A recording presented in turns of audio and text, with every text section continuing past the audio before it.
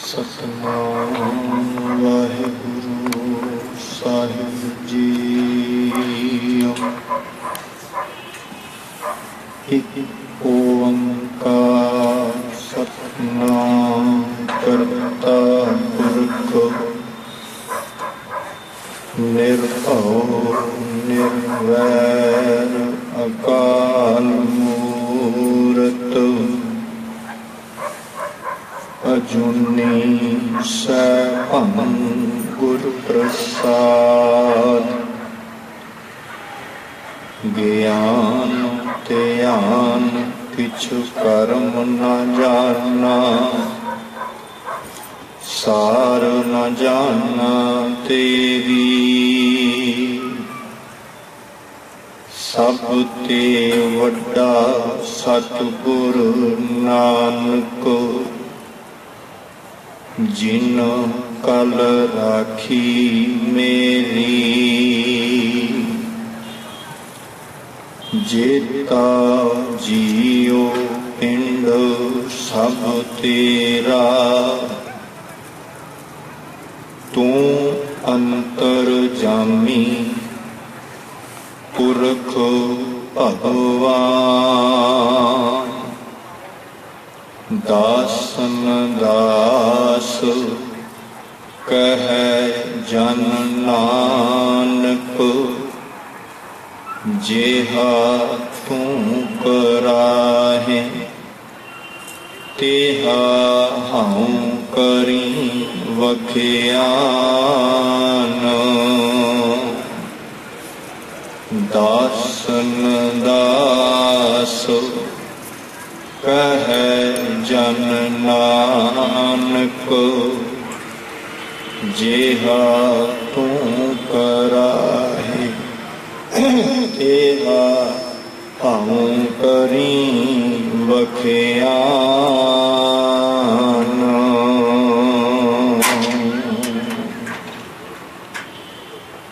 जुगुर जुगा डाला चवर तखत दे मालिक सतगुरु शब्द गुरु। धन धन साहिब श्री गुरु ग्रंथ साहिब जी की पावन पवित्र छत्र छाया हेठ सज बैठे गुरु सवारे सत्संगी जनों। वड भागे हो अलाही बानी दे हर जस, कीर्तन राही श्रवण कर रहे सो आओ सतगुरु जी की अपार बख्शिश रहमत सदका मिले समय विच रहिंदे हुए गुरमत विचारां नाल सांझ करिए। सतगुरु जी आप बख्शिश करन रहमत करन, सिर ते मेहरां भरिया हथ रख के विचारां कराउण दी समत बख्शण। देहो असीस फतेह परवानो आखो जी वाहिगुरू जी का खालसा वाहिगुरू जी की फतेह। प्यार वाले गुरु गोबिंद सिंह महाराज जी वालों बख्शी फतेह है। इस करके उन्हों का ही पावन गुरु बना रहे हैं जिन्हें आप बैठे हैं। जे एक मन एक चित होके गजके गजाइए फिर आपको वाहिगुरू जी का खालसा वाहिगुरू जी की फतेह। पावन बचन कीर्तन राही श्रवण कर रहे सन। वाह वाह गोबिंद सिंह आपे गुर चेला। इस तो पहला आप शब्द श्रवण किया गुर मेरी पूजा गुरु गोबिंद, गुर मेरा पार ब्रह्म गुर भगवंत। उस तो पहला आपने जाप श्रवण किए हैं खालसा अकाल पुरख की खोज, प्रगटे हो खालसा परमात्मा की मौज। ये तीन शब्द आप जोड़िए जिस मौज विचों गुरु कलगीधर पिता जी ने खालसा पैदा किया। केड़ा खालसा जिहड़ा ये कहता कि गुरु मेरी पूजा गुरु गोबिंद, जिसने गुरु को समर्पित होकर कह दिता सब कुछ मेरा तू ही है, तू ही सब तो वड्डा है, तू ही धरती का पालनहार है, धरती को बनाने वाला है, तेरे तो सब कुछ है, तू ही मेरी पूजा है, तेरे तो गुना दूजा कोई नहीं। जिसने ऐसे गीत गाए उस प्रगटे मौज विच पैदा होया ते ऐसे खालसे नूं ऐसे सिख नूं गुरु कलगीधर पिता जी कहते ने वाह वाह गोबिंद सिंह आपे गुर चेला, मैं ऐसे दा चेला, मैं ऐसे गुरसिख दा चेला जिसने सब कुछ गुरु नूं समर्पित किया। ते गुरु कहंदे मैं तेरा उपकार, तेरा ये उदार रखांगा नहीं, जे तू मैनू समर्पित होया ते मैं भी तेनू समर्पित। ये पहली बार इतिहास में आया कि कोई गुरु चेला बने कि मैं तेनू समर्पित हाँ। आखिर ये ऐसा गुरु जिसने ये दात बख्शी हो जगत नूं, संसार नूं, जिसने सारी दुनिया नूं खलकत नूं इकट्ठियां कीता है, जिस घर ने ऐसे घर ऊपर ऐसियां मुसीबतां क्यों वरतियां कि जिस घर के गुरु पिता नूं चांदनी चौक अंदर सिर कलम करके उन्होंने शहीद किया जा रहा है, जिन्होंने लाहौर के अंदर तकीता भी पर बिठाया जा रहा है, जिन्होंने गुरु साहबाना जेलों अंदर बंद किया जा रहा है, उन्होंने ऊपर तशद्दुद ढाए जा रहे हैं। क्यों? जिहड़ा गुरु सारी ही खलकत नूं जोड़ रहे हैं, जिहड़ा सारी खलकत के अगे सिर झुकाउण लई तैयार है कि जे तू रब नूं समर्पित है तो मैं तेनू समर्पित हाँ। ऐसे कारण क्यों बने? सानू गुरु गोबिंद सिंह महाराज जी के पावन इतिहास को करना थोड़ा पिछोकड़ जानना पड़ेगा ताकि समझ में आ सके कि गुरु कलगीधर पिता जी जिन्हों के आप इतिहास में वाचते हैं, इतने तक के मुगत क्यों बने? इन्ने जंग, इन्ने युद्ध, सारी खलकत को जोड़न वाला गुरु, सारी खलकत को सार बिठाने वाला वो गुरु नानक का घर, उस घर के पिछे इन्ने दुश्मन कितों पैदा होए, किवें आए, किवें बने?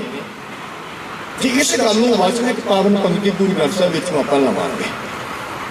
एक पंक्ति आउंदी है, शर्म धर्म दोए छप खलोए, कूड़ फिरै प्रधान वे लालो।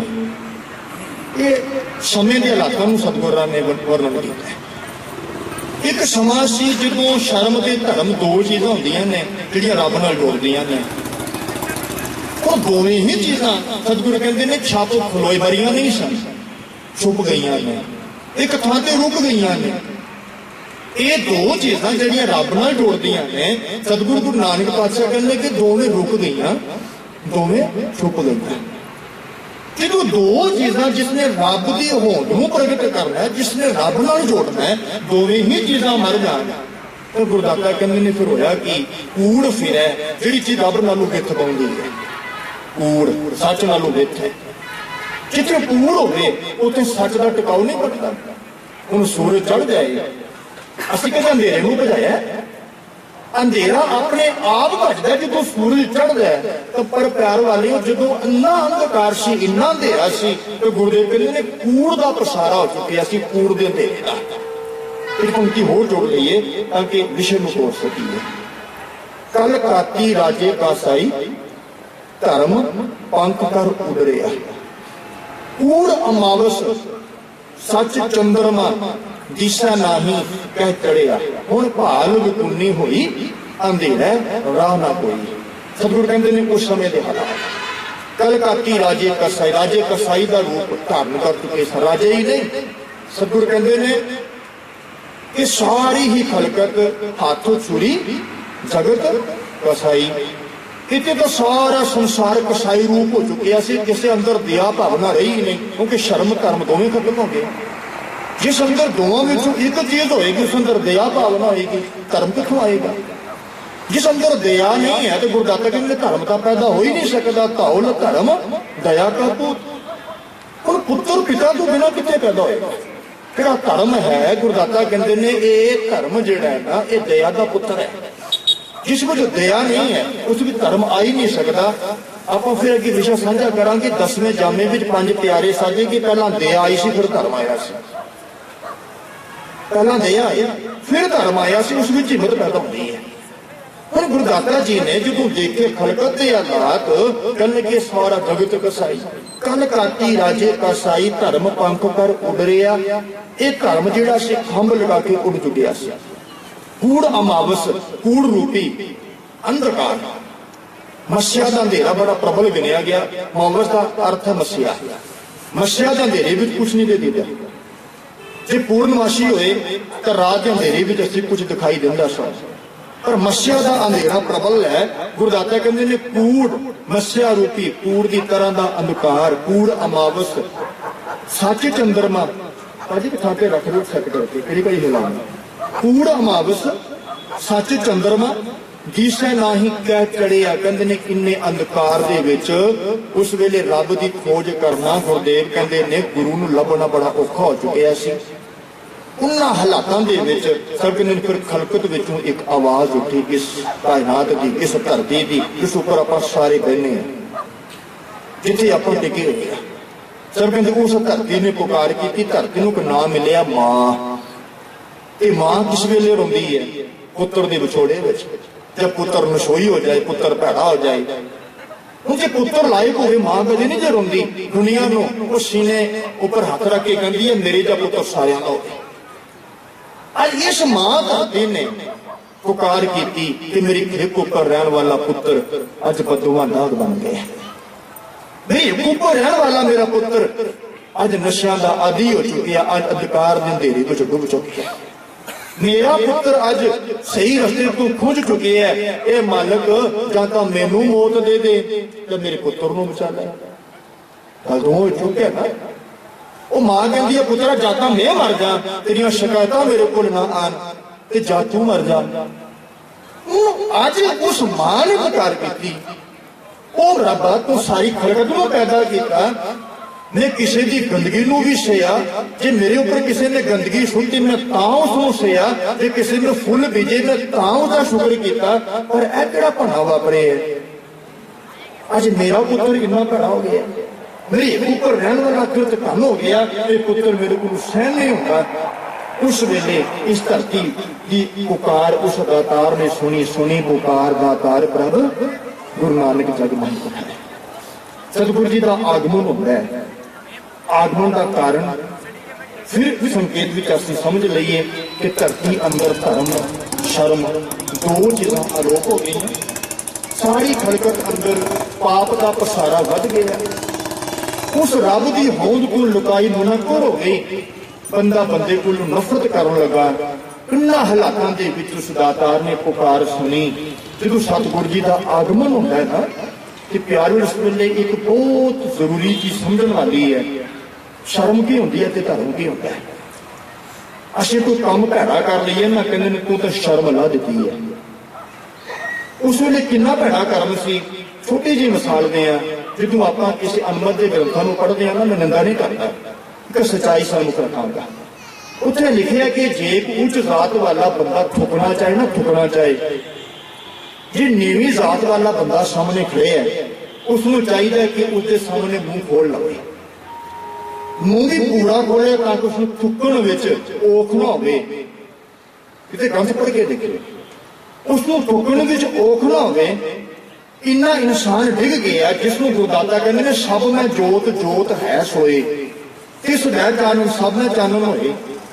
एक इंसान दूजे नूं कहंदा मैं थुकना ते मैं तेरे मुंह थुकना। जो इन्ना निगार आ जाए कि बंदा बंदे के मुंह च थुके, प्यार वाले एक पशु भी नहीं जगह। इन्ना निगार आ गया कि जिस मां ने बच्चे को जन्म दिता वह बड़ा होके कहता तू मेरे पैर की जुत्ती है, तू मेरे को वड्डी नहीं है।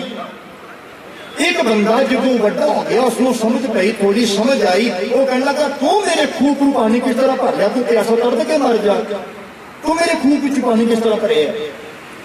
उसे खूह पर जे कितने कुत्ता मुंह जाए तो मुबारक है, उसको कोई नहीं रोकता। पर जे कितने नीवी जात वाले का परछावां टिक जाए तो क्या गंदा सी तू साडा खूह पिटा कर देता। इन्ना निगार आ गया, इन्नी बेहद बेशर्मी इस संसार में आ गई कि बंदा बंदे के मुंह भी थुकना शुरू हो गया। इन्हां हालातां दे विच उस करतार ने सतगुरु जी का आगमन, गुरु नानक पातशाह जी का आगमन होता है। गुरुदाता जी का आगमन होया। संसार के हालात इन्ने भैड़े हो चुके सन कि गुरुदाता जी ने फिर शुरुआत उस घर तो की, जिस घर को लतारिया जा रहा है। गुरु कलगीधर पिता जी तक वचन आता है कि जिनकी कुल माही सरदारी न भई कदाही, तिन ही को सरदार बना तब गोबिंद सिंह नाम का। कि मैं गोबिंद सिंह ना तां अखवावांगा जिन्हां दी कुल विच जात विच कदे सरदारी आई नहीं है, जिन्हां दे घर दे विच कदे सरदारी नाम उन्होंने सुनिया ही नहीं है।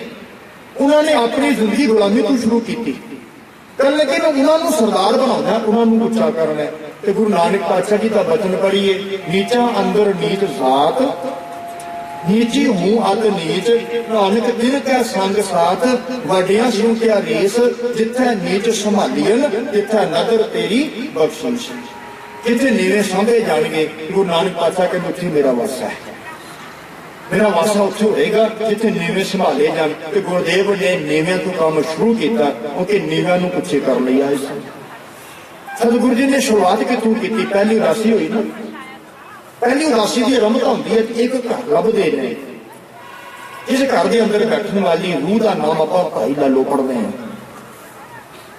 उस भाई लालो के घर विचों गुरुदेव आरंभ करते हैं ते गुरुदाता जी ने उत्थों एक शुरुआत की एक हुंगारा संसार को दिता कि जिन्होंने कोई नहीं जानता दुनिया लताड़ती है मैं उत्थों अपनी यात्रा शुरू करदा उन्होंने घरों चों मेरी यात्रा आरंभ होएगी ਤੇ ਗੁਰਦਾਤਾ ਜੀ ਉਹਨਾਂ ਦੇ ਘਰਾਂ ਵਿੱਚ ਰਹਿ ਜਾ ਕੇ ਸਤਿਗੁਰਾਂ ਨੇ ਉੱਚੀਆਂ ਨੂੰ ਸਮਝਾਇਆ ਕਿ ਅਸਲ ਵਿੱਚ ਤੁਹਾਡੀ ਸੋਚ ਨੀਵੀਂ ਹੋ ਚੁੱਕੀ ਹੈ ਹੁਣ ਕਿਸੇ ਅੰਧੇ ਵਿਚਾਰੇ ਨੂੰ ਤਾਂ ਅੰਧਾ ਕਹੋ ਉਹ ਬਰਦਾਸ਼ਤ ਕਰ ਲੇਗਾ ਕਿਉਂਕਿ ਨੇਤਰ ਹੀ ਹੈ ਅੱਖਾਂ ਵਾਲੇ ਨੂੰ ਕਹੋ ਤੂੰ ਅੰਧਾ ਹੈ ਤਾਂ ਗੁੱਸਾ ਕਰਦਾ ਹੈ ਸਤਿਗੁਰ ਕਹਿੰਦੇ ਉਸ ਵੇਲੇ ਸਮੇਂ ਦੇ ਹਾਲਾਤ ਸਨ ਉੱਚੇ ਇਨਸਾਨ ਨੂੰ ਕਹਿਣਾ ਕਿ ਤੇਰੀ ਸੋਚ ਨੀਵੀਂ ਹੈ ਇਸੇ ਤਰ੍ਹਾਂ ਸੀ ਕਿਸੇ ਨੇਤਰ ਵਾਲੇ ਨੂੰ ਕਹਿਣਾ ਕਿ ਤੂੰ ਅੰਨਾ ਹੈ गुरदाता कहते हैं वह उच्चा केड़ा जिस तरह कुत्ता हल्का होंगे ना कुत्ता हल्का गुरबाणी में समझी जे हूँ हल्के कुत्ते का सुभाव होंगे जेड़ा अगे आए उसनों वढ़ना ते कटना हूँ ये खलकत जिहड़ी सी जिहड़े कुत्ते खुआउण वाले सन वो हल्के हो चुके सन ते गुरुदेव नूं मूँह पर गया तुसीं लोभ अधीन हुए हल्के हो चुके हो हल्के कुत्ते की न्याई हो हूँ ऐसे बर्दाश्त किवें करन बर्दाश्त का मदा कित्थों लैके आना ऐसा ने खिलाफत की फिर गुरुदाता जी ने मुंह पर किया जूं कूकर हरकाया धावै तह दिस जाए लोभी जानता ना जाने भाखा भख सब खाए जो गुरबाणी ने चोटा मारिया ना उन्होंने तो उन्होंने लोगों के अंदरों एक आवाज सामने आई कि इसनों रोको ये बंदा साडे लिए खतरा है सूरज चढ़ता ना सूरज ते होंदा की है सारी खलकत मौज भी आउंदी है पर एक चीज जिहड़ी दुखी होंदी है सूरज चढ़ने तो बाद एक ऐसी चीज है जिहड़ी सूरज देख के दुखी होती है कहती है कम वक्त सूरज चढ़ना नहीं चाहिए उसका नाम जी उल्लू घुग्गू उल्लू वो नाम है जिहड़ा सूरज चढ़ने तो बाद अंधा हो जाता है तो गुरुदाता जी ने जो आगमन होया ना ज्यों कर सूरज निकलिया ਹੁਣ ਜਿਹੜੇ ਇਹ ਉੱਲੂ ਰੂਪ ਵਿਰਤੀ ਵਾਲੇ ਲੋਕ ਸਨ ਜਿਉਂ ਕੂਕਰ ਹਰਕਾਇਆ ਧਾਵੈ ਦੰਦ ਸਜਾਏ ਲੋਭੀ ਜੰਤ ਨਾ ਜਾਣੇ ਭਾਖਾ ਭੱਖ ਸਭ ਖਾਏ ਉਹ ਸੂਰਜ ਨੂੰ ਬਰਦਾਸ਼ਤ ਕਿਵੇਂ ਕਰਨ ਉਹਨਾਂ ਲੋਭੀਆਂ ਨੇ ਕਿਸਾਰ ਹੋ ਕੇ ਜੁੱਟ ਬਣਾਈ ਇਸ ਬੰਦੇ ਨੂੰ ਰੋਕਿਆ ਜਾਏ ਇਸ ਹਸਤੀ ਨੂੰ ਖਲਕਤ ਅੰਦਰ ਸੱਚ ਦੀ ਆਵਾਜ਼ ਦੇਣ ਵਾਲੇ ਨੂੰ ਰੋਕੋ ਸਾਡਾ ਅੰਧਕਾਰ ਤਾਂ ਹੀ ਕਾਇਮ ਰਹੇਗਾ ਕਿ ਇਸ ਸੂਰਜ ਨੂੰ ਰੋਕਿਆ ਜਾਵੇ ਇਹ ਪਿਆਰ ਵਾਲੇ ਸੂਰਜ ਨੂੰ ਰੋਕਣ ਲਈ ਯਤਨ ਕੀਤੇ ਗਏ ਤੇ ਗੁਰਦਾਤਾ ਜੀ ਨੇ ਖਾਲੀ ਇੱਕ ਲੋਭੀ ਨਹੀਂ ਕਿਹਾ ਬਾਬਰ ਜਦੋਂ ਹਿੰਦੁਸਤਾਨ ਉੱਪਰ ਹਮਲਾ ਕਰਦਾ ਨਾ ਕਿਸੇ ਨੇ ਬਾਬਰ ਦੇ ਉਹਨਾਂ ਘੋੜੇ ਦੇ ਟਾਪੂ ਉਹਨਾਂ ਕਦਮਾਂ ਨੂੰ ਨਹੀਂ ਰੋਕਿਆ ਸਤਿਗੁਰਾਂ ਨੇ ਸੂਰਜ ਦੀ ਨਿਆਈ ਉਸ ਅੰਧੇਰੇ ਨੂੰ ਭਜਾਉਣ ਲਈ ਕਹਿ ਦਿੱਤਾ ਸੀ ਬਾਬਰ ਮੁੜਦਾ ਤੈਨੂੰ ਬਾਬਰ ਸ਼ਬਦ ਸ਼ੋਭਦਾ ਨਹੀਂ ਹੈ ਤੂੰ ਜ਼ਾਬਰ ਹੈ ਜ਼ਾਬਰ ਹੁਣ ਜਿਹੜੇ ਬੰਦੇ ਨੂੰ ਮੂੰਹ ਕਰਕੇ ਜੇ ਤੂੰ ਜ਼ਾਬਰ ਹੈ ਅੰਧੇ ਨੂੰ ਭਜੋ ਅੰਧਾ ਕਹਿ ਦਿਓ ਗੁੱਸਾ ਨਹੀਂ ਕਰੇਗਾ ਕਹਿੰਦਾ ਹਾਂ ਮੈਨੇ ਤਰਹੀਨ ਹਾਂ पर सुझाखे नूं अंधा कहोगे तो गुस्सा करेगा पर यह जिहड़ा बाबर सी जाबर सी पर अपने आप को जाबर मनण लई तैयार नहीं सी ऐसे नूं बर्दाश्त कितना होए जिस कोल ताकत सी फड़िया गल सतगुरू नूं जेल अंदर छोड़ दिता विचारां होईयां सतगुरां नूं रिहा भी करदा पर अंदर दी जिहड़ी अग सी ना वो नहीं बुझी गुरदाता जी दे नाल उस तरह के भावड़ मचे होए ने ते सतगुरु जी ने फिर सारी खलकत नूं जोड़ना कीता उदासियां कीतियां सारी खलकत नूं जोड़िया जो खलकत जुड़ना शुरू हो गई ये सूरज कोलों रोशनी लैन वालियां दी गिनती वधना शुरू हो गई ते वधदी इन्नी हो गई कि इतिहास में पढ़ो कहंदे ने 3 करोड़ सिख गुरु नानक पातशाह वेले सज चुकिया सी 3 करोड़ मैं छोटी इतिहास विचों मिसाल देवांगा गिनती वधी किस तरह एक सिख होया जे भाई भगीरथ गुरु नानक पातशाह जी दा सिख होया भाई भगीरथ नूं गुरुदेव ने लाहौर भेजिया सी भाई मनसुख पास भाई मनसुख एक दुकानदार एक व्यापारी है ते भाई मनसुख दे कोल जदों भाई भगीरथ दा आपसी मेल हुंदा है ते मनसुख दी सोच सी कि जेड़े उस परमात्मा के भगत कहते ने सारे ठग ने, क्योंकि अज ऐसे हालात बने ने। अज भी तुसीं देखते हो किन्ना लाइनां ने चिट्टे चोलियां वालियां दियां। ते सब तो वड्डे ठग संसार दे विचों जेलां दे विच तुसीं मीडिया अंदर देखते हो किस तरह प्रगट होंदे ने। ते गुरदाता जी ने बाणी अंदर तां लिखिया सी हर के सांतना आखियां बानार सके ठग।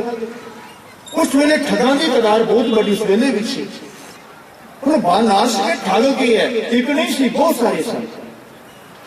ਜਦੋਂ ਭਾਈ ਮਨਸੁਖ ਨੇ ਭਾਈ ਭਗੀਰਥ ਨਾਲ ਮਿਲਾਪ ਹੋਇਆ, ਜਦੋਂ ਭਾਈ ਭਗੀਰਥ ਦਾ ਜੀਵਨ ਦੇਖਿਆ ਨਾ, ਅੰਮ੍ਰਿਤ ਵੇਲੇ ਦੀ ਸਾਂਭ ਹੋਈ, ਮਾਲਕ ਦੀ ਭਗਤੀ ਕੀਤੀ ਤੇ ਭਾਈ ਮਨਸੁਖ ਨੇ ਦੋਏ ਕਰ ਜੋੜੇ, ਕਹਿਣ ਲੱਗਾ ਤੇਰਾ ਗੁਰੂ ਕਿਹੜਾ? ਇੰਨਾ ਅੰਦਰ ਆਨੰਦ, ਇੰਨੀ ਮੌਜ।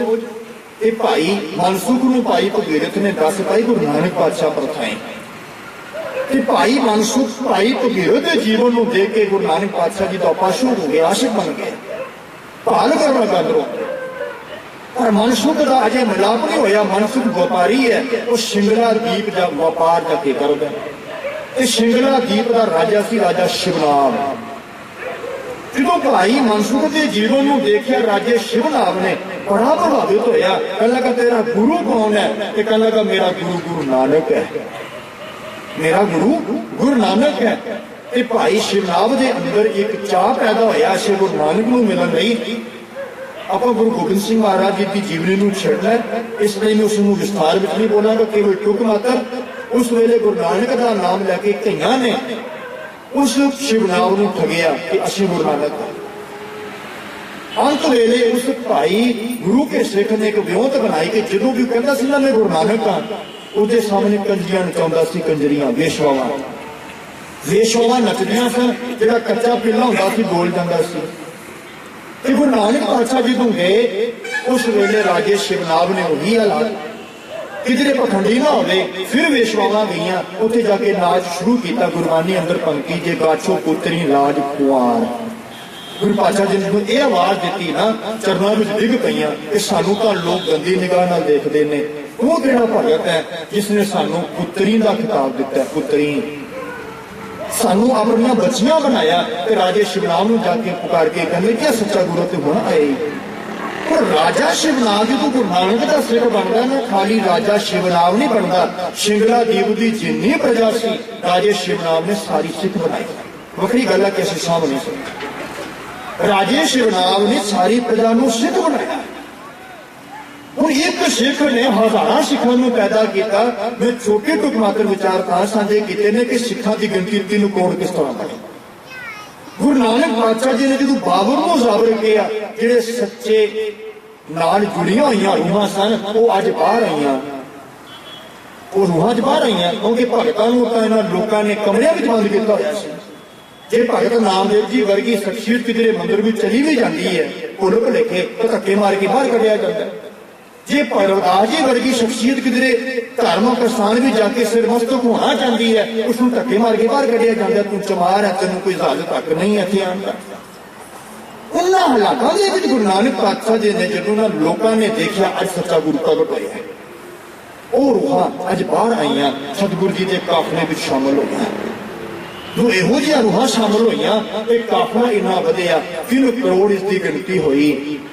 ਪਰ ਜਿੱਥੇ ਕਾਫਲਾ ਉਪਾਸਕਾਂ ਦਾ ਵਧਿਆ, ਉੱਥੇ ਗੁਰੂ ਘਰ ਦੇ ਦੋਖੀ ਵੀ ਵਧਦੇ ਗਏ ਨੇ ਨਾਲ ਹੋਣਾ। ਅੱਜ ਦੋਖੀਆਂ ਨੇ ਵੀ ਸਮੇਂ ਦੇ ਬਾਦਸ਼ਾਹ ਨਾਲ ਮਿਲਣਾ ਸ਼ੁਰੂ ਕੀਤਾ, ਇਸ ਘਰ ਨੂੰ ਰੋਕੋ, ਨਹੀਂ ਤਾਂ ਇਹ ਆਪ ਦੇ ਸਲਾਮ ਲਈ ਖਤਰਾ ਹੈ, ਖਤਰਾ। ਇਸ ਨੂੰ ਰੋਕਣ ਦੀਆਂ ਵਿਉਂਤਾਂ ਬਣਾਈਆਂ ਗਈਆਂ ਤੇ ਗੁਰੂ ਨਾਨਕ ਪਾਤਸ਼ਾਹ ਜੀ ਦਾ ਘਰ ਦਿਨ ਦੁਗਣੀ 4 ਰਾਤ ਚੌਗੁਣੀ ਤਰੱਕੀ ਕਰਦਾ। ਹੁਣ ਤਰੱਕੀ ਨਹੀਂ ਹੋ ਗਈ ਕਿ ਅੱਜ ਸਮੇਂ ਦੇ ਬਾਦਸ਼ਾਹ ਦੇ ਜੇ ਪਰਿਵਾਰ ਦੇ ਵਿੱਚ ਕਿਸੇ ਨੂੰ ਔਕੜ ਬਣਦੀ ਹੈ ਨਾ, ਤੇ ਹਮਾਯੂੰ ਵਰਗੇ ਦੂਜੀ ਪਾਤਸ਼ਾਹੀ ਦੇ ਦਰਬਾਰ ਵੀ ਜਾ ਕੇ ਸਿਰਮਸਤਕ ਹੋਣ ਲਈ ਜਾਂਦੇ ਨੇ। ਇਤਿਹਾਸ ਦੀ ਘਟਨਾ ਫਿਰ ਸਾਂਝੀ ਕਰਦੇ ਹਾਂ।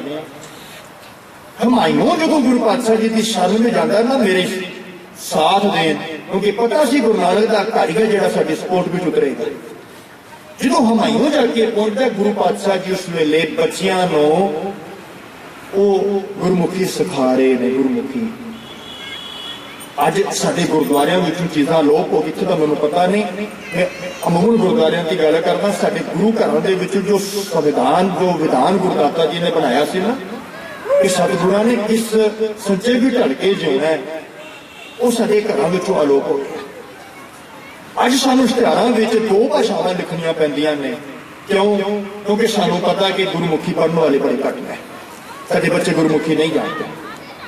सानूं गुरु पातशाह जी के पावन पुरबां दे विच 2 भाषावां तां लिखणियां पैंदियां ने, 3-3 भाषावां लिखणियां पैंदियां ने, क्योंकि सानूं पता है कि साडे सारियां बच्चों नूं, सारियां सिखां नूं पंजाबी नहीं आउंदी।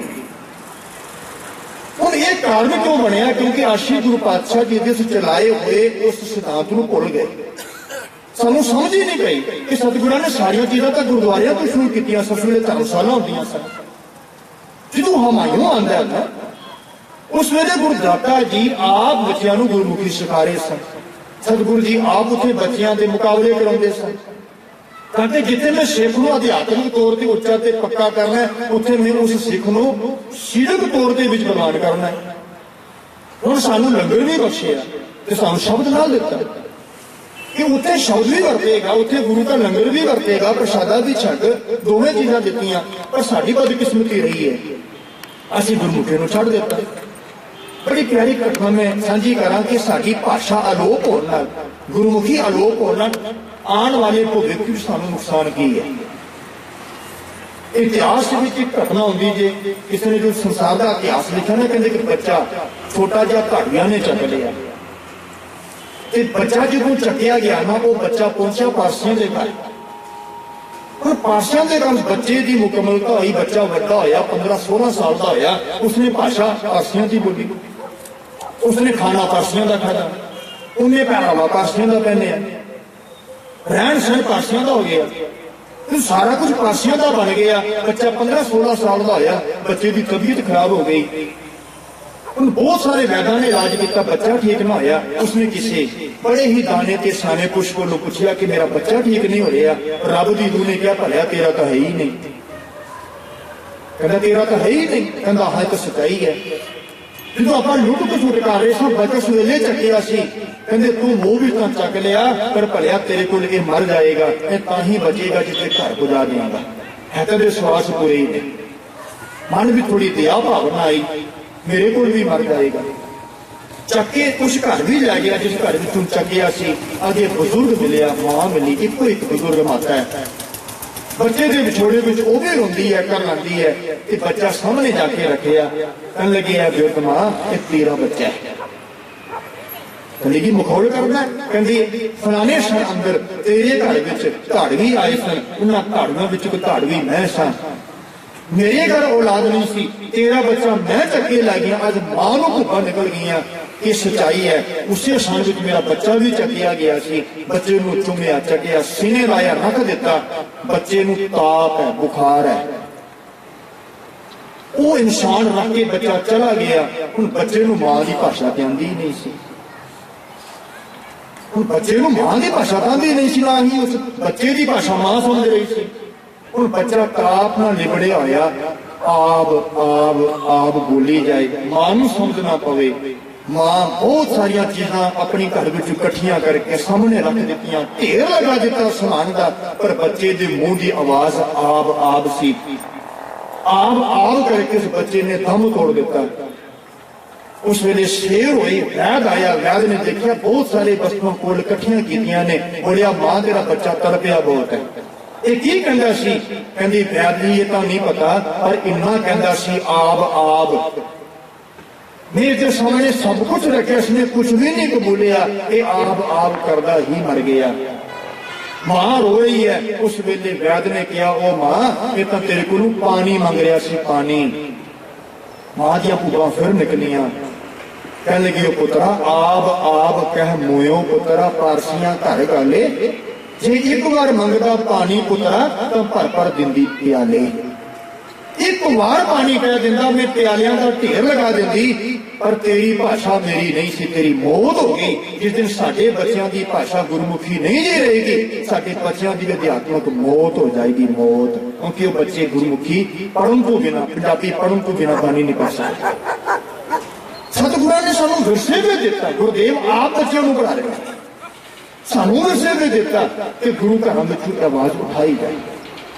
ਅਸੀਂ ਉਹਨਾਂ ਬੱਚਿਆਂ ਨੂੰ ਗੁਰਮੁਖੀ ਪੜ੍ਹਾਈਏ, ਗੁਰਮੁਖੀ ਨਾਲ ਜੋੜੀਏ, ਪੰਜਾਬੀ ਭਾਸ਼ਾ ਪੜ੍ਹਾਈਏ ਤਾਂ ਕਿ ਆਉਣ ਵਾਲੇ ਭਵਿੱਖ ਵਿੱਚ ਉਹ ਬੱਚੇ ਅਧਿਆਤਮਿਕ ਤੌਰ ਤੋਂ ਮਰਨ ਨਾ, ਉਸ ਮਾਂ ਦੀ ਉਸ ਬੋਲੀ ਨੂੰ ਸਮਝ ਸਕਣ, ਮਾਂ ਉਸ ਬੱਚੇ ਦੀ ਬੋਲੀ ਨੂੰ ਸਮਝ ਸਕੇ। ਗੁਰਦਾਤਾ ਜੀ ਦੇ ਘਰ ਵਿੱਚ ਹਮਾਇਉਂ ਆਉਂਦਾ ਹੈ। ਗੁਰਦਾਤਾ ਜੀ ਉਸ ਵੇਲੇ ਬੱਚਿਆਂ ਨੂੰ ਪੜ੍ਹਾ ਰਹੇ ਨੇ ਤੇ ਹਮਾਇਉਂ ਨੇ ਜਦੋਂ ਆ ਕੇ ਦੇਖਿਆ ਸਤਿਗੁਰੂ ਜੀ ਮਸਤ ਨੇ, ਧਿਆਨ ਨਹੀਂ ਦਿੰਦੇ ਤਾਂ ਮੁੱਠ ਵੱਲ ਕਿਰਪਾਨ ਦੀ ਮੁੱਠ ਵੱਲ ਹੱਥ ਰੱਖੇ ਨਾ, ਉਸ ਕਿਰਪਾਨ ਨੂੰ ਬਾਹਰ ਕੱਢਣਾ ਚਾਹਿਆ ਤੇ ਗੁਰਦੇਵ ਉੱਪਰ ਕਿਰਪਾਨ ਕੱਢ ਕੇ ਕਹਿੰਦਾ ਤੂੰ ਮੇਰੇ ਨਰਾਦਰੀ ਕੀਤੀ ਹੈ, ਮੈਂ ਤੁਹਾਡੇ ਘਰ ਵਿੱਚ ਆਇਆ, ਤੂੰ ਨਰਾਦਰੀ ਕੀਤੀ ਹੈ। ਤੇ ਗੁਰਦਾਤਾ ਜੀ ਕਹਿਣ ਲੱਗੇ ਹਮਾਇਉਂ ਤੇਰੀ ਇਹ ਕਿਰਪਾਨ ਸਿਰਸਾ ਸੂਰੀ ਦੇ ਮੈਦਾਨ ਵਿੱਚ ਕਿੱਥੇ ਸੀ? ਉਸ ਵੇਲੇ ਹਮਾਇਉਂ ਨੇ ਕਿਰਪਾਨ ਵਾਪਸ ਵੀ ਧਰ ਦਿੱਤੀ। ਦੋ ਗੱਲਾਂ ਮੈਂ ਸਾਂਝੀਆਂ ਕਰ ਰਹੇ ਹਾਂ। ਇੱਕ ਕਿ ਗੁਰੂ ਨਾਨਕ ਦੇ ਘਰ ਦੇ ਡੰਕਾ ਇੰਨਾ ਉੱਚਾ ਵੱਜ ਚੁੱਕਿਆ ਸੀ ਕਿ ਭਾਵੇਂ ਉਹ ਦੁਸ਼ਮਣ ਸੀ ਪਰ ਦੁਸ਼ਮਣ ਨੂੰ ਪਤਾ ਸੀ ਇਹ ਘਰ ਪਨਾਹ ਦਿੰਦਾ ਹੈ, ਇਸ ਘਰ ਵਿੱਚ ਇੱਕ ਤਾਕਤ ਹੈ, ਇਸ ਘਰ ਵਿੱਚ ਜੁਗਤ ਹੈ। ਉਸ ਵੇਲੇ ਹਮਾਇਉਂ ਉਹ ਭਾਵੇਂ ਦੁਸ਼ਮਣ ਦਾ ਪੁੱਤਰ ਹੈ, ਦੁਸ਼ਮਣ ਦੇ ਪਰਿਵਾਰ ਦਾ ਹੈ, ਪਰ ਸਤਿਗੁਰਾਂ ਦੇ ਘਰ ਦੇ ਵਿੱਚ ਮਦਦ ਮੰਗਣ ਲਈ ਆ ਰਿਹਾ ਹੈ। ਗੁਰੂ ਨਾਨਕ ਦੇ ਘਰ ਦਾ ਪਸਾਰਾ ਇੰਨਾ ਪਸਰ ਚੁੱਕਿਆ ਸੀ ਤੇ ਗੁਰੂ ਨਾਨਕ ਦਾ ਘਰ ਇੰਨਾ ਨਿਡਰ ਨਿਰਭੈ ਹੋ ਚੁੱਕਿਆ ਸੀ, ਸਮੇਂ ਦੇ ਆਏ ਹੋਏ ਬਾਦਸ਼ਾਹ ਦੀ ਵੀ ਪਰਵਾਹ ਨਹੀਂ ਸੀ ਕਰਦਾ। ਇੱਥੇ ਗੱਲ ਖਤਮ ਨਹੀਂ ਹੋਈ। ਹਮਾਇਉਂ ਦਾ ਥੋੜਾ ਨਰਮ ਪਿਆ, ਸਤਿਗੁਰਾਂ ਕੋਲੋਂ ਚਲਾ ਗਿਆ, ਪਰ ਗੁਰੂ ਨਾਨਕ ਦੇ ਘਰ ਦੇ ਦੋਖੀਆਂ ਦਾ ਖਾਤਮਾ ਨਹੀਂ ਹੋਇਆ। ਗੁਰੂ ਅੰਗਦ ਦੇਵ ਜੀ ਮਹਾਰਾਜ ਜੀ ਨੇ ਗੁਰੂ ਨਾਨਕ ਪਾਤਸ਼ਾਹ ਜੀ ਦੇ ਘਰ ਨੂੰ 4 ਚੰਨ ਲਗਾਏ। ਸਮੇਂ ਨੇ ਫਿਰ ਕਰਵਟ ਲਈ, ਤੀਜੀ ਜੋਤ ਦਾ ਆਗਮਨ ਹੋਇਆ ਗੁਰੂ ਅਮਰਦਾਸ ਮਹਾਰਾਜ। ਔਰ ਗੁਰੂ ਅਮਰਦਾਸ ਮਹਾਰਾਜ ਜਿਸ ਘਰ ਵਿੱਚੋਂ ਆਏ ਨੇ, ਇਤਿਹਾਸਕਾਰ ਲਿਖਦੇ ਨੇ 19 ਤੋਂ 21 ਵਾਰ ਇਤਿਹਾਸਕਾਰਾਂ ਨੇ ਲਿਖਿਆ ਕਿ ਗੁਰੂ ਅਮਰਦਾਸ ਮਹਾਰਾਜ ਜਦੋਂ ਸਤਿਗੁਰੂ ਨਾਨਕ ਦੇ ਘਰ ਵਿੱਚ ਨਹੀਂ ਸਨ, ਉਦੋਂ ਇੰਨੀਆਂ ਤੀਰਥ ਯਾਤਰਾਵਾਂ ਕਰ ਚੁੱਕੇ ਸਨ। ਹੁਣ ਇੰਨੀਆਂ ਤੀਰਥ ਯਾਤਰਾਵਾਂ ਕਰਨ ਵਾਲਾ ਇੰਨਾ ਪਾਸ਼ਕ ਹੋਵੇ, ਉਹ ਗੁਰੂ ਨਾਨਕ ਦੇ ਚਰਨਾਂ ਦਾ ਭੋਰਾ ਬਣ ਗਿਆ, ਉਹ ਲੋਕ ਬਰਦਾਸ਼ਤ ਕਿਸ ਤਰ੍ਹਾਂ ਕਰਨ? ਅੱਜ ਬਗਾਵਤ ਹੋਰ ਵਧੀ, ਇੰਨੀ ਵੱਧ ਗਈ ਕਿ ਸਮੇਂ ਦੇ ਬਾਦਸ਼ਾਹ ਅਕਬਰ ਕੋਲ ਜਾ ਕੇ ਗੁਰੂ ਨਾਨਕ ਦੇ ਘਰ ਦੀ ਸ਼ਿਕਾਇਤ ਹੋ ਗਈ ਕਿ ਗੁਰੂ ਨਾਨਕ ਦੇ ਘਰ ਨੂੰ ਰੋਕੋ, ਨਹੀਂ ਤਾਂ ਇਸਲਾਮ ਲਈ ਖਤਰਾ ਹੈ। ਵਾਕ ਉਹੀ ਨੇ, ਬੋਲ ਉਹੀ ਨੇ ਬਰਾਨੇ, ਪਰ ਅੱਜ ਗੁਰੂ ਨਾਨਕ ਦੇ ਘਰ ਨੂੰ ਇਹ ਕਿਹਾ ਕਿ ਘਰ ਕੋਲੋਂ ਇਸਲਾਮ ਨੂੰ ਖਤਰਾ ਹੈ, ਇਸ ਨੂੰ ਰੋਕਿਆ ਜਾਏ। ਤਾਂ ਜਿਹੜਾ ਅਕਬਰ ਬਾਦਸ਼ਾਹ ਸੀ ਗੁਰੂ ਨਾਨਕ ਦੇ ਘਰ ਦਾ ਉਪਾਸ਼ਕ ਤੇ ਉਹ ਵੀ ਭੌਰਾ ਬਣ ਚੁੱਕਿਆ ਸੀ। ਅਕਬਰ ਦੇ ਦਰਬਾਰ ਦੇ ਅੰਦਰ ਇੱਕ ਨਾਮ ਸੀ ਬੀਰਬਲ ਦਾ, ਤੁਸੀਂ ਦੇ ਚੁਟਕਲੇ ਬੜੇ ਸੁਣੇ ਹੋਣਗੇ। ਉਸ ਬੀਰਬਲ ਜਿਹੜਾ ਇੱਕ ਕੱਟੜ ਬ੍ਰਾਹਮਣ ਸੀ, ਬ੍ਰਾਹਮਣ ਬੀਰਬਲ ਨੇ ਵੀ ਅਕਬਰ ਬਾਦਸ਼ਾਹ ਦੇ ਕੰਨ ਭਰਨਾ ਕੀਤੇ, ਪਰ ਅਕਬਰ ਬਾਦਸ਼ਾਹ ਗੁਰੂ ਨਾਨਕ ਦੇ ਘਰ ਦਾ ਭੌਰਾ ਹੋਣ ਕਰਕੇ ਸਤਿਗੁਰਾਂ ਦੇ ਘਰ ਵਿੱਚ ਆ ਬਣ ਕੇ ਉਸਨੇ ਮੌਕਾ ਦੇਖਿਆ। ਜਿਹੜੀਆਂ ਸ਼ਿਕਾਇਤਾਂ ਮੈਨੂੰ ਮਿਲ ਰਹੀਆਂ ਨੇ ਉਸਨੂੰ ਪਤਾ ਸੀ ਸੱਚ ਨਹੀਂ ਹੈ, ਪਰ ਸਿਆਣਾ ਦਾਨਾਪੁਰ ਸੀ, ਕਹਿਣ ਲੱਗਾ ਮੈਂ ਆਪ ਜਾ ਕੇ ਦੇਖਾਂਗਾ ਉੱਥੇ ਹੈ ਕੀ ਹੈ। ਅਕਬਰ ਬਾਦਸ਼ਾਹ ਜਦੋਂ ਸਤਿਗੁਰਾਂ ਦੇ ਦਰਬਾਰ ਵਿੱਚ ਪਹੁੰਚਦਾ ਨਾ, ਪਿਆਰ ਵਾਲਿਓ ਗੁਰੂ ਨਾਨਕ ਦਾ ਘਰ ਕਿੰਨਾ ਨਿਰਭੈ ਸੀ। ਅੱਜ ਅਸੀਂ ਅੰਦਰ ਝਾਤ ਮਾਰਨੀ ਹੈ, ਸਾਨੂੰ ਵਿਰਸੇ ਵਿੱਚ ਬੜਾ ਅਮੀਰ ਵਿਰਸਾ ਮਿਲਿਆ, ਵੱਖਰੀ ਗੱਲ ਅਸੀਂ ਬੜੇ ਗਰੀਬ ਹੋ ਗਏ ਆ। ਅੱਜ ਸਾਡੇ ਇਸ ਗੁਰੂ ਘਰ ਦੇ ਅੰਦਰ ਕੋਈ ਸਮੇਂ ਦਾ, ਕੋਈ ਹਕੂਮਤ ਦਾ, ਕੋਈ ਚੋਰ ਬਰਦਾਰ ਆਉਂਦਾ ਨਾ, ਅਸੀਂ ਸਾਰੇ ਖੜ ਜਾਂਦੇ ਹਾਂ ਉਸਨੂੰ ਲੈਣ ਲਈ, ਸਾਹਮਣੇ ਖੜੇ ਹੋ ਜਾਵਾਂਗੇ। ਸਿਰ ਪ੍ਰਕਾਸ਼ ਹੋਇਆ ਹੋਏਗਾ, ਹੋ ਸਕਦਾ 5 ਬੰਦੇ ਨਾ ਹੋਏ, ਉਸ ਵੇਲੇ 5 ਸਿੰਘ ਨਾਲ ਨਾ ਹੋਏ, ਪਰ ਜੇ ਅਸੀਂ ਕਿਸੇ ਮੰਤਰੀ ਸੰਤਰੀ ਨੂੰ ਬੁਲਾਉਣਾ ਹੁੰਦਾ ਨਾ ਕਿਸ ਵੇਲੇ ਦਰਬਾਰ ਵਿੱਚ, ਅਸੀਂ ਹਾਰ ਪਕੜ ਕੇ ਬਾਹਰ ਖੜੇ ਹੁੰਦੇ ਆ, ਉਸ ਨੂੰ ਵੈਲਕਮ ਕਰੀਏ ਬਾਹਰੋਂ, ਉਸ ਨੂੰ ਜੀ ਆਇਆਂ ਬਾਹਰੋਂ ਕਹੀਏ। ਅਕਬਰ ਸਮੇਂ ਦਾ ਬਾਦਸ਼ਾਹ ਸੀ, ਕੋਈ ਮੰਤਰੀ ਸੰਤਰੀ ਨਹੀਂ ਸੀ। ਜਦੋਂ ਬਾਦਸ਼ਾਹ ਗੁਰੂ ਨਾਨਕ ਦੇ ਘਰ ਵਿੱਚ ਆਉਂਦਾ ਤੇ ਗੁਰੂ ਨਾਨਕ ਦਾ ਘਰ ਨਹੀਂ, ਗੁਰੂ ਅਮਰਦਾਸ ਮਹਾਰਾਜ ਨਹੀਂ, ਉਸ ਵੇਲੇ ਗੁਰੂ ਕੇ ਸਿੱਖ ਰੋਕ ਲੈਂਦੇ ਨੇ, ਕਹਿੰਦੇ ਨੇ ਸਤਿਗੁਰਾਂ ਨੂੰ ਨਹੀਂ ਮਿਲ ਸਕਦਾ। ਕਹਿਣ ਦਾ ਕਾਰਨ ਕਹਿੰਦੇ ਗੁਰੂ ਦਾ ਹੁਕਮ ਹੈ, ਪਹਿਲਾਂ ਪੰਗਤ ਪਾਛਾ ਸੰਗਤ। ਇਹ ਜ਼ਰੂਰਤ ਸੀ ਅੰਦਰ ਸਤਿਗੁਰਾਂ ਦੇ ਘਰ ਦੀ। ਸਿੱਖਾਂ ਦੀ ਜੋ ਤਾਕਤ ਭਰ ਚੁੱਕੇ ਸਨ ਕਿ ਭਾਵੇਂ ਸਮੇਂ ਦਾ ਬਾਦਸ਼ਾਹ ਹੈ ਉਹ ਬਾਅਦ ਵਿੱਚ ਹੈ, ਪਹਿਲੇ ਗੁਰੂ ਦਾ ਹੁਕਮ ਹੈ। ਜੇ ਗੁਰੂ ਨੇ ਹੁਕਮ ਕਰ ਦਿੱਤਾ ਸਮੇਂ ਦੇ ਬਾਦਸ਼ਾਹ ਨੂੰ ਮੰਨਣਾ ਪਏਗਾ। ਗੁਰੂ ਅਮਰਦਾਸ ਮਹਾਰਾਜ ਜੀ ਨੇ ਘਰ ਦੇ ਉਸ ਵੇਲੇ ਜਿਹੜੇ ਸਿੱਖ ਸਨ ਉਹਨਾਂ ਨੇ ਰੋਕ ਦਿੱਤਾ। ਅਕਬਰ ਬਾਦਸ਼ਾਹ ਗੁਰੂ ਨਾਨਕ ਦੇ ਘਰ ਦਾ ਭੌਰਾ ਹੋਣ ਕਰਕੇ ਸਿਰ ਮਸਤਕ ਹੋਇਆ, ਕਹਿਣ ਲੱਗੇ ਪ੍ਰਵਾਨ ਲੰਗਰ ਵੀ ਜਾ ਕੇ ਬੈਠਾ ਨਾ, ਕੀ ਦੇਖਦਾ ਅੱਗੇ? ਨੀਚਾ ਅੰਦਰ ਨੀਚ ਜਾਤ, ਨੀਚੀ ਹੂੰ ਅਤ ਨੀਚ, ਅਤ ਦਰਜੇ ਦੇ ਨੀਵੇਂ ਲੋਕ। जिन्हां दे परछावें तो लोग कहते सन मैं घट गया, मैनूं नहाना पेगा, इशनान करना पेगा। ऐसे लोग कतारां विच बैठे हुए ने, ऐसी संगत रूप में बैठे हुए ने, गुरु रूप संगत कहा रहे ने, लाइनां विच कतारां विच बैठे हुए ने। अकबर वो कहने लगा मैं कित्थे बैठना, कहते इत्थे ही बैठना है, इत्थे ही बैठना। अज साडे जाके देखो किधरे पंजाब अंदर किधरे बाहर देखो संतां दे वखरे थड़े लगदे ने, लंगर तैयार करने वाला जी वखरा बंदा है। इस जिहड़ा संत जी ने ये लंगर विचों प्रसादा नहीं सकते, अपना बनाउंदे ने। ये लड़कियां दा हक दा नहीं खांदे, ये जनानियां दे हक दा बनिया नहीं खांदे। इन्हां दा खाना तां मर्द तैयार करदा, भड़िया जिहड़ा दुध पी के तूं वड्डा होया ना, उस मां दी छाती दा तूं पीता, जिस मां दे हत्थां कोल नफरत करदा तूं, जिस औरत ने तेनू पालिया, तेरी गंदगी नूं आप समेटिया, आप खादा है, ते अज उसदे हत्थों तूं रोटी खाण तों संकोच कर रहा है। धन गुरु अमरदास महाराज जी के सिखा ने कह दिता, बादशाह इस पंगत विच बैठ के साडा गुरु भी बन गई, तू ही नहीं बहना, इत्थे साडा गुरु भी बन गई। जिस पंगत विच तेनू बिठा रहे हैं, सतगुरु आप इत्थे बैठ के प्रसादा छकदे ने। अकबर दा शंका तां पहला भी नहीं सी, पर होर निवृत्ति होंदी गई। अंदर तक पहुंचण तक अकबर बादशाह बहुत कुछ जान गया, बहुत कुछ। सतगुरां दे सन्मुख बैठदा है, इन्ना उपासक, इन्ना भौरा, जिसनूं यह कहा गया कि इस्लाम नूं खतरा है, वो कहता कि मैं चाहना कि मैं गुरु नानक दे इस लंगर लिए कोई विरासत दे दियां, मैं जमीन कोई दे दियां। ते गुरु अमरदास महाराज कहने लगे नहीं बादशाह, कि किसी एक बादशाह की कमाई नाल लंगर नहीं चलते, 10 नूं दी किरती सिख देंदे ने। इस समय दे बादशाह ने कहा कि प्यार वाले कश्मीर अंदर जो हाड़ आउंदा ना, हाड़ 1 लाख परौंठा गुरु रामदास महाराज जी के घर तो अमृतसर तो रोज आंदा सी, रोज, क्योंकि मैं जम्मू का रहने वाला। जिहड़ा वो परौंठा जिहड़ी पैकिंग की गई सी ना, 1 हफ्ता जी वो प्रसादा उस पैकिंग विच रहे, भावें पानी भी सुट दिओ वो खराब नहीं सी होंदा। 12 रुपए की खाली पैकिंग का बाहर की पैकिंग सी, उत्थे पहुंचाण दा खर्चा वखरा सी, जिहड़ा उस वेले किराया लगदा सी जहाज उपर। लगातार 1.25 to 1.5 महीना इतों लंगर जाता रहा। किसी मीडिया ने यह न्यूज नहीं दिखाई, किसी मीडिया वाले ने न्यूज नहीं दिखाई कि गुरु नानक के घर में लंगर भुखिया मिल रहे हैं।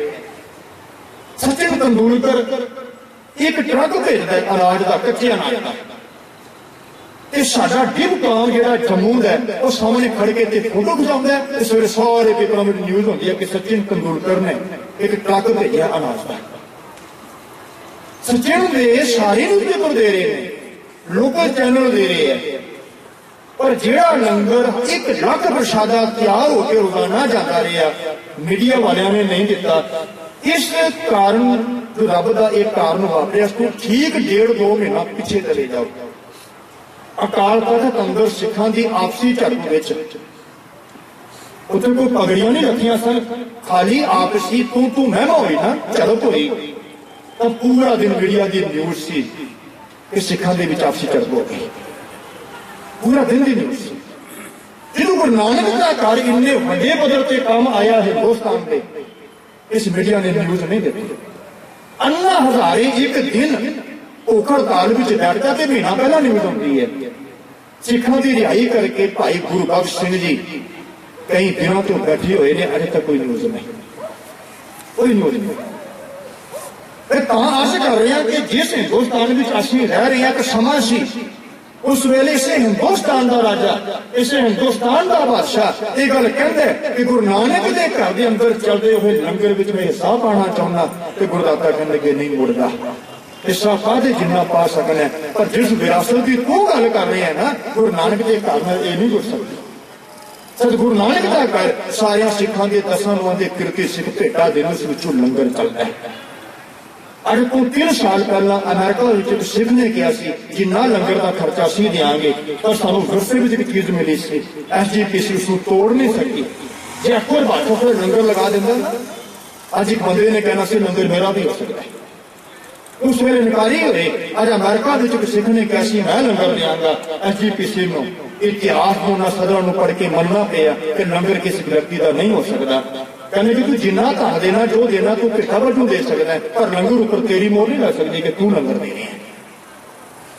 और सानूं विरसे विच चीज़ां मिलियां, अकबर बादशाह ने जो हालात देखे सतगुरां दे घर दा भोला बन गया, इन्ना वड्डा भोला बन गया कि सतगुरां दे चरणों दे सरमस्तक होया ते आके कह दिता गुरु नानक दे घर विच ऐसी कोई खोट नहीं जिसनूं मैं रोक लावां। अज दुश्मन होर उगले है, हुण करिए की? समय ने फिर करवट लई। गुरु रामदास महाराज जी का गुरु नानक के घर का चौथा गुरु नानक थापे जाते हैं। चौथे गुरु नानक थापे गए ना गुरु पातशाह गुरु रामदास महाराज। उस वेले गुरु रामदास महाराज ने नवी चीज पैदा की थी, दुश्मन बर्दाश्त भी नहीं हुई। वो नवी चीज केड़ी सी कि सारे इस खड़े हुए पानी में इशनान कर एक सरोवर की खुदवाई करवाना शुरू की, जिसने मुकम्मल किया गुरु अर्जन देव जी महाराज जी ने विच हरमंदर को स्थापित किया। उन समय देखो बादशाह दुनियावी इन्होंने बादशाहों यह बर्दाश्त किस तरह हो कि सारी दुनिया सच्चे बादशाह नाल जुड़ी हुई है। जो गुरु अर्जन देव जी महाराज जी ने वो घर तैयार किया जिथे एक आवाज दी, खत्री ब्राह्मण शूद वैश्य उपदेश चौं वर्णा को साझा। साझा उपदेश है कि साझा घर तैयार किया गया, पहली बार होया सी, लेकिन वो घर बनया जिस विच किसी नूं रुकावट नहीं सी। इस तो पहले घर सन परमात्मा दे, पर उन्हां घरां विच रुकावटां सन, ऐ नहीं आ सकदा ते ओ नहीं आ सकदा। ये पहला घर तैयार होया जिस घर विच रुकावट नहीं सी। खाली ये घर नहीं बनाया, गुरु ग्रंथ साहिब विच पंक्तियां ने, एह दर आवत जात हो हटकै नहीं कोई।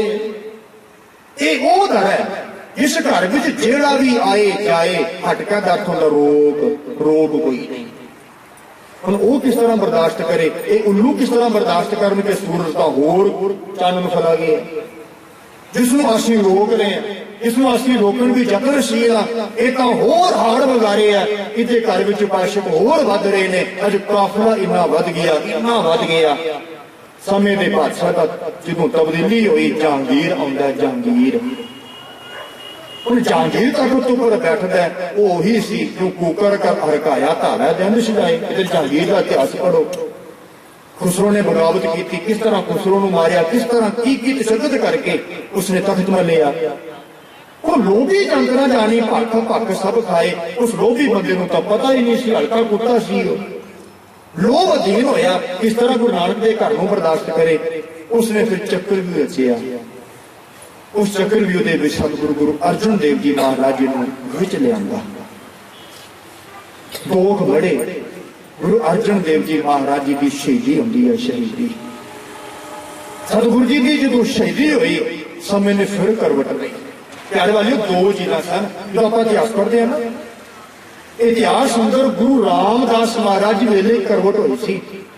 वो करवट किहड़ी सी? जिस बच्चे नूं बचपन विच माता पिता साथ छड्ड जाण ते दुनियावी एक खलकत ये कवे ये बच्चा कलहना है, कलहना है, इस बच्चे नूं मूंह ना लाओ। उस बच्चे पर थाई ये ख्यालात सन कि मावां जदों जेठे नाल बच्चे खेडदे सन, अपनियां बच्चियां नूं खिच के लै जांदियां सन, कहंदियां सन कि इन्हां बच्चे इस बच्चे नाल ना खेडो।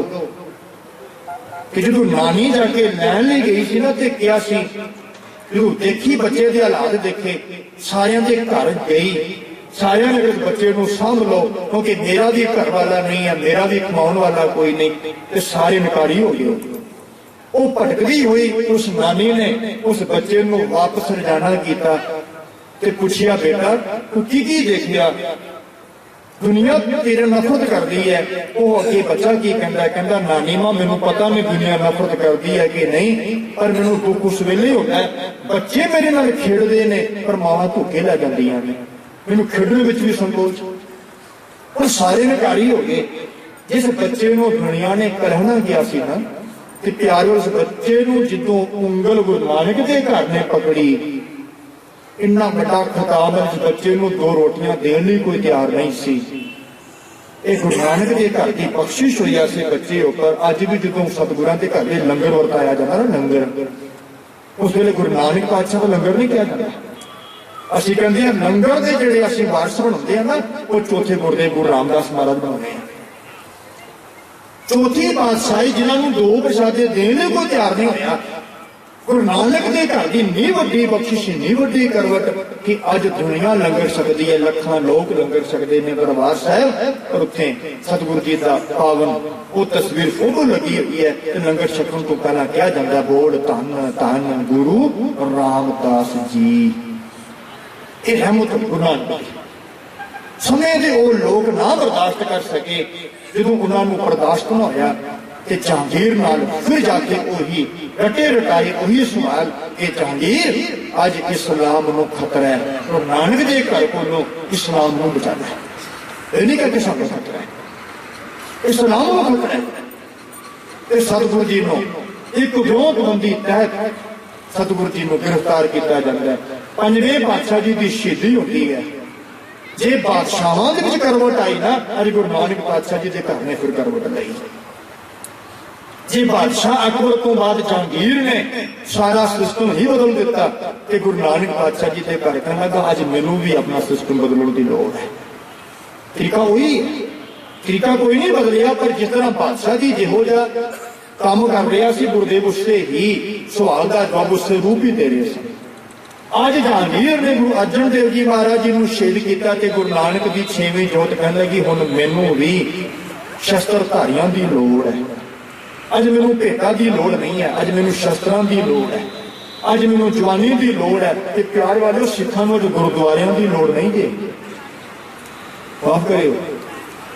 अज सानूं भी लोड़ है सिੱਖੀ प्रचार की, सानूं अज लोड़ है गुरु नानक पातशाह जी के सुनेहे नूं घर घर तक पहुंचाउण दी। असीं तां भाई गुरदास जी दी ना पावन बचनां नूं भुल ही गए। घर घर अंदर धर्मशाला होवे कीर्तन सदा कुछ वो जो घर घर अंदर धर्मशाला सी वो खत्म हो गई। साडियां धर्मशालावां खुलियां असीं पक्कियां कर दित्तियां, पर साडी बदकिस्मती रही है कि धर्मशाला की सेवा करनी साडियां पगड़ियां अंदर रख गईयां। पुछो क्यों उतरियां? कहने कि सानू सेवा दिओ, मैं प्रधान बनना चाहता, मैनू सेवा दिओ गुरु नानक के घर की। पुरातन के इतिहास पढ़ के देखो नवाब कपूर सिंह का गुरु नानक के घर का एक विधान जे ਅਸੀਂ नहीं समझ सकते। इतने चाकरी तो चाकर बनता जी, चाकर तो कदे चाकरी नहीं होती। ਅਸੀਂ गल सुनी भी पै गई। पहला क्या कि ਅਸੀਂ अपने उस विरसे ਨੂੰ भुल गए। जिसों ਅਸੀਂ विरसे ਨੂੰ भुल गए, अपने इतिहास ਨੂੰ भुल गए, ਅਸੀਂ जीवन ਵਿੱਚ ਇੰਨੀਆਂ ਉਲਟਾਈਆਂ कर बैठे ਅਸੀਂ समझ नहीं सके। क्योंकि साढ़े जो समझौते होए ना, समझौते ਅਸੀਂ मार उदों खाधी। गुरु नानक का घर ਜਦੋਂ तक इंडिपेंडेंट रहा ना, अपने आप ही रहा, किसी ने समझौता नहीं किया, ना किसी बादशाह नाल किया, ना किसी होर ऐरे खैरती खारी नाल किया। सतगुरु जी ने अपनी लड़ाई, गुरु नानक जी घर की लड़ाई आप लड़ी, सिखा ने लड़ी। मिसरा तक सिख किसी ना समझौता करके नहीं बैठा। मिसरा तक सिख अपने घर को आप चाहता रहा कि सिख राज कायम रहा। मिसरा तो बाद समा आउंदा है महाराजा रणजीत सिंह का, समझौता कर दिता जम्मू के डोगरियां नाल। जिस वेले समझौता होया उस वेले सिख का निडार शुरू हो गया। जिन्नी देर सिख ने समझौता किसी नाल नहीं किया, उन्नी देर तक सिख ये मुकम्मल रहा, जेतू रहा। जिस वेले मिसलों तो बाद समझौते हुए सिख की हार के कारण बन गए। महाराजे रणजीत सिंह ने समझौता किया डोगरियां नाल, सिख के हार के कारण बने। अज भी पंजाब के साडे पंथक आगुआं के समझौते हुए अज पंजाब का मैदान हो गया। उनके समझौते कर चुकी पार्टियां। जिन्नी देर तक सिख इंडिपेंडेंट रहा, उन्नी देर तक राज करता रहा, सिख का सिक्का चलता रहा। जिस वेले सिख समझौतियों में उतरिया उस वेले सिख ने मार खाधी। अज असीं वही मार खा रहे हैं। असीं समझौते कर ले, असीं गुरु पिछे कर दिता, असीं पदवियां नाल समझौते कर ले, असीं चोगलता नाल समझौते कर ले। असीं अपना घर बचाने लिए गुरु नानक के घर नाल समझौता कर लिया। असीं सिद्धांतां नाल समझौते कर लए कि पहला मेरा काम होना चाहिए, सिखां की गल्लां बाद विच करांगे। पर प्यार वाले वो समा सी जदों सिख ने अपना घर उजाड़िया सी ते जंगलों विच बह के ये कहंदा सी मेरा घर नहीं चाहिए सतगुरु। तो गुरु कहंदे की चाहिए? कहंदे मैनू ये अरदास भी रोजाना मैं कहना चाहुंदा, जय जय खालसा जी साहिब तह तह रछिया रहा। मालिक जी मैं अपनी मंग नहीं करता, जिथे तेरा खालसा रह रहा मेरा सतगुरु उसकी उत्थे राखी कर। सिखां समझौता नहीं किया। कि ਅਸੀਂ ਸਮੇਂ ਦੇ ਬਾਦਸ਼ਾਹ ਨਾਲ ਸਮਝੌਤਾ ਕਰ ਲਈਏ ਕਿ ਸਾਡਾ ਘਰ ਨਾ ਸਾੜ, ਸਾਡਾ ਘਰ ਨਾ ਉਜਾੜ, ਅਸੀਂ ਤਾਂ ਰਹਿਣਾ ਚਾਹੁੰਦੇ ਹਾਂ। कहने लगे नहीं, पहला सिद्धांत है जो सानू सिद्धांत नालों तोड़ना चाहना, गुरु नालों तोड़ना चाहना, असं घर में नहीं रहना चाहते, असं घर उजाड़ते अपने हथी घर साड़ देंगे। ये प्यार वाले ऐसा ने घर साड़े ने। मेरे भाई भगतों का इतिहास पढ़ो, सिख संगत आती है, लंगर विच बलन वाली लकड़ भिज गई, वो मां का महीना, ठंड अपना असर छड़ रही है, लकड़ भिजन करके जो कुछ ना रहा तो वह गुरु का सिख सी जिसने घर के दरवाजे से बारियां तोड़िया सन, भनिया सन, लकड़ भी वो अग में आके सुटिया सन कि संगत ठंड शीतलता के नाल काम रही है। ये लकड़ा का ढेर लगा दिता अपने घर में सुखिया लकड़ा करके अग ला दिओ कि ताकि संगत सिख सके।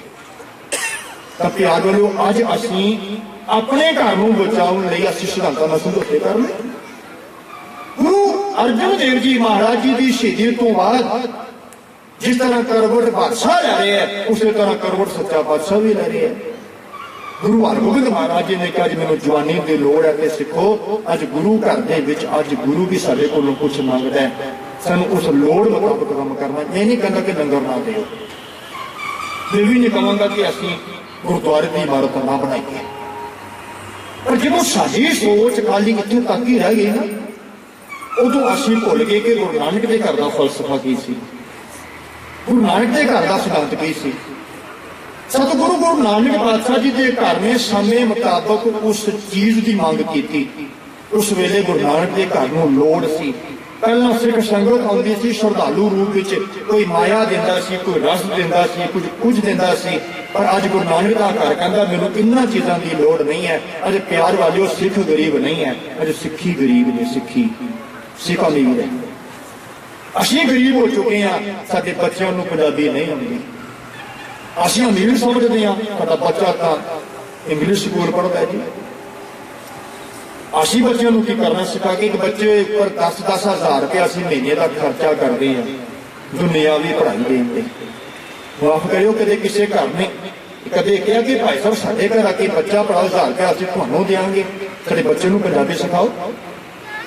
असीं 10,000 रुपया बच्चे उपर मंथली खर्चा किया कि साडा बच्चा दुनियावी पढ़ाई में अगे अव्वल आ सके, पर यह गुरमुखी पढ़ सके। असीं कदे 500 रुपया महीने का नहीं कढ़िया, असीं बच्चे को गुरमुखी पढ़ाई। जिहड़ी लोड़ सी असीं लोड़ नूं लोड़ नहीं समझिया, असीं दौड़ लगाई, इतना दुनिया दौड़ गई है। गुरु हरगोबिंद महाराज कहने लगे अज बादशाह ने करवट लई, अज गुरु नानक के घर का बादशाह भी करवट लै रहा है। कहने लगे जवानी की लोड़ है, शस्त्रां की लोड़ है। सिखां ने फिर भंडारे खोल दिते, जो रस देंदा सी, जो धन देंदा सी, अज शस्त्र दे रहा, अज घोड़े भेटा कर रहे हैं, कोई अपने बच्चे आके जवान भेटा कर रहे हैं, ताकि सच दे इस सूरज को सदा कायम रखा जाए।